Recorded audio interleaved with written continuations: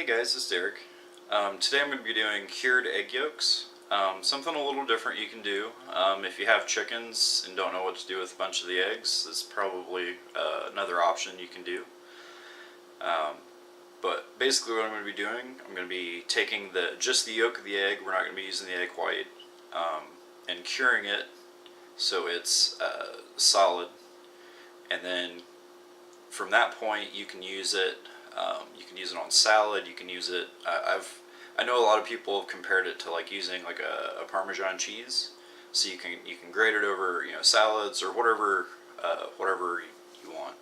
So I'm gonna move the camera around and we'll get started.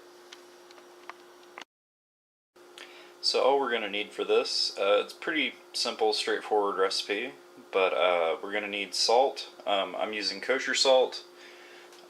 Any kind of like coarser salt probably works. You could probably even use table salt with this because you're not worried about killing off bacteria or anything like that. It's more of a cure to dehydrate rather than a cure to like ferment. So yeah, we're going to be using kosher salt. I'm going to be using sugar. And I'm going to do kind of a side-by-side comparison. I'll probably do a video in a few days once they're done. But I'm going to try to use brown sugar as well. So I'm going to do half a batch with regular white sugar and another half the batch with the brown sugar. So we'll see how it turns out. And in addition to this, you just need eggs.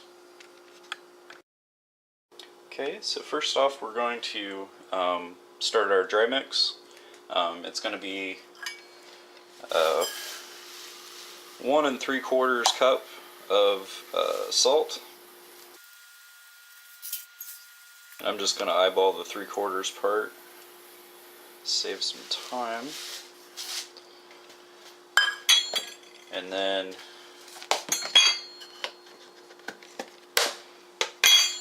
one and 1/4 cups of sugar.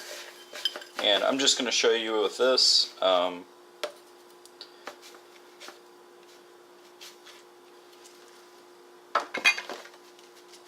Got some clumpy sugar.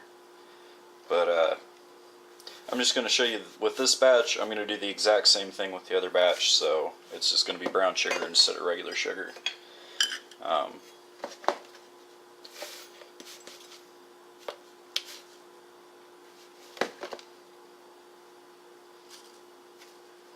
Okay. Alright, and I'm going to stir that up really good. Make sure everything's pretty uniform. And in this case, I'm going to be breaking up the sugar clumps as I go. So I'm going to go ahead and do the other batch, and then we'll move on to the next step. Okay, I've got a baking tray right here. And I put a piece of parchment paper in with a little kind of divider fold type thing, so we can keep these separate so they're exposed to the same stuff. I'm trying to do it as consistently as I can. That way I can compare them fairly easily. But what I'm going to do is half the batch, the dry mix, is going to go in here. Pretty close. I'm going to spread it out.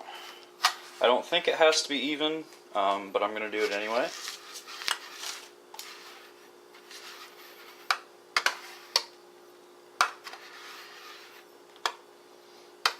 Okay, that looks good. And then do the same thing with the other side. And this is the brown sugar and salt. It didn't mix together like I was hoping it would, but I'm just going to go with it. It does have a little bit more volume to it, which I think might be because of the brown sugar. So we'll see if that changes anything. And then with the back of the spoon, kind of make little divots. I might actually use a smaller spoon. And that's going to be to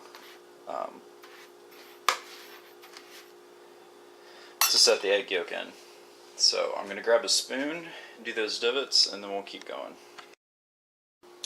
Okay, so as you can see, I made little divots. That's just so the egg yolks don't try to escape while they're curing.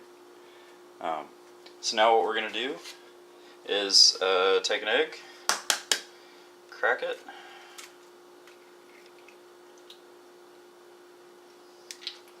and then separate the yolk from the white as best you can.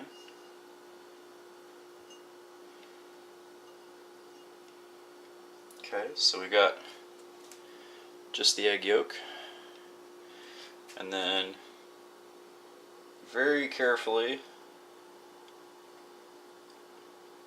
put it in the little nest for it.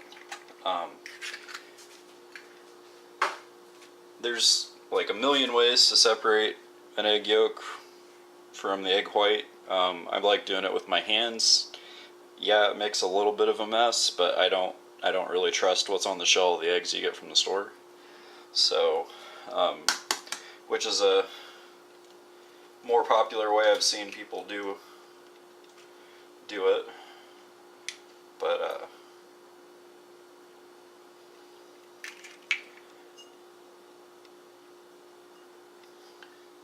so yeah, make sure you get as much of the white off as you can, because it's not going to do the same thing as the yolk if it cures. And then into the little lip. So I'm going to keep doing this until I get it full, and then we'll keep going.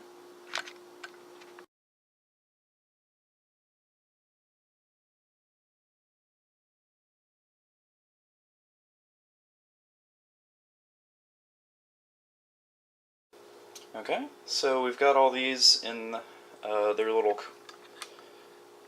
spots. So now what I'm going to do, I'm going to take the other half of that initial mixture and very gently sprinkle it over the top of each of these. You don't want to dump it on, because then you'll break the yolk and you won't end up with as good of a final product. I'm sure it'd probably still work.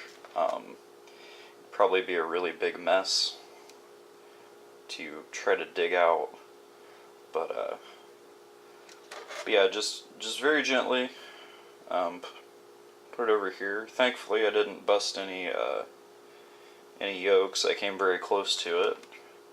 I think you might be able to see it in the part before this. But I haven't done it with the brown sugar before. That was recommended to me by a friend on YouTube. So we'll see how these go. I'm kind of curious as to how they'll turn out. As for the egg whites, there's a ton of stuff you can do with egg whites. I'm probably just going to make, oops, wrong stuff. Probably just going to make some omelets. Don't really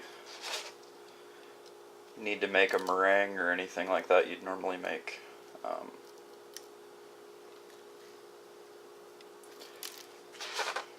Normally make stuff with egg whites with. I'll figure something out. I might bake bread with it. Use it to put a nice sheen on a loaf of bread or something. I don't know. I'll figure it out. But so these, after I get these covered up, are going to go in the fridge. I'm not going to cover them. I'm going to put them kind of at the top of the fridge. That way nothing falls on them for whatever reason. And they're going to sit there for 4 days. You don't have to turn them. You don't have to do anything with them. Just keep them covered and keep them cold. And I'm going to do a video after the fact, like once they're done. But these are going to sit in the oven, or sit in the fridge for 4 days, just like this. I'm not going to touch them, not going to do anything with them. Get them into focus a little better. And once they're done there, I'm going to pull them out. I'm going to brush the sugar off. I'm going to gently rinse them under running water. And then I'm going to put them in the oven at 150 degrees, or as low as your stove will go, to dry them out the rest of the way. And then they should be good to go. So here we are. This is almost 5 days later. I wasn't able to do anything with them yesterday, but they've been sitting in the cure the whole time. You can kind of see where it's pulled the moisture out. It's a little darker around the egg. But what we're going to do now is very carefully dig these out.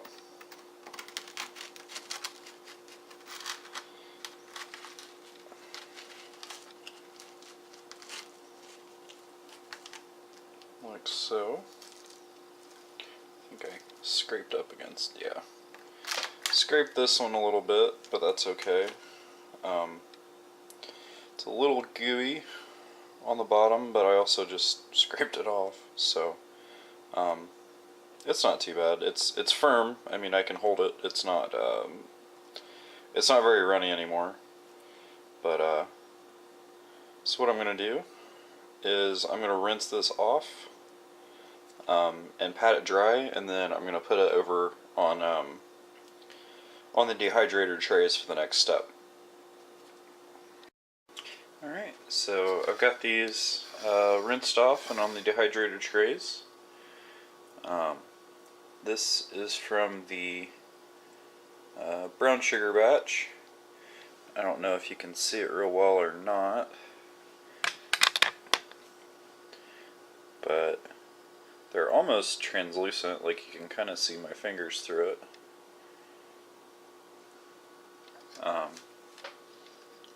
And then this is one of them from the regular sugar batch that I've made before. They look pretty similar. For whatever reason, a couple of the ones for the brown sugar ones are a lot clearer than the others. But they're not all like that, so I don't know if that's from the brown sugar or not. But so what we're going to do now is I'm going to put these on my dehydrator. Going to be around 145, 150 for a couple hours, and this is just to dry them out. And from that point, you can use them on whatever you're going to use them on. So get that going, and we'll be back. So here's the final product. Got both of these. This one's from the brown sugar batch, and this one's from the regular batch that I've done before. It looks like, and I don't know if you can see it from the glare from the lights or not, but it looks like the brown sugar ones are a little darker overall than the regular ones. I'm guessing that's because of the molasses that's in brown sugar. But beyond that, they're identical. They have the same firmness. They have the same texture. So I can definitely see this being another way of doing it. So how you go about using these, you get a grate or a plane.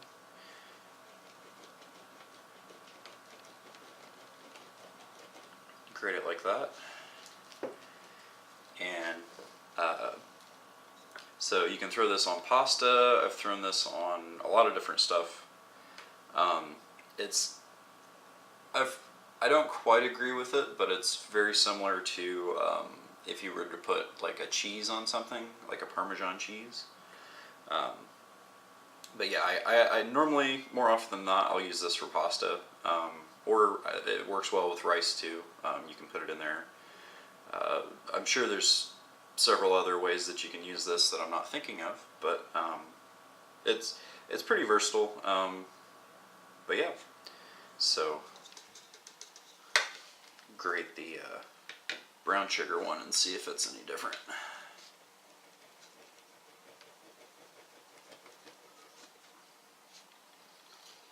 A little bit. So you can probably see this one's just a shade darker than this one. This has got a little bit brighter, brighter tinge to it.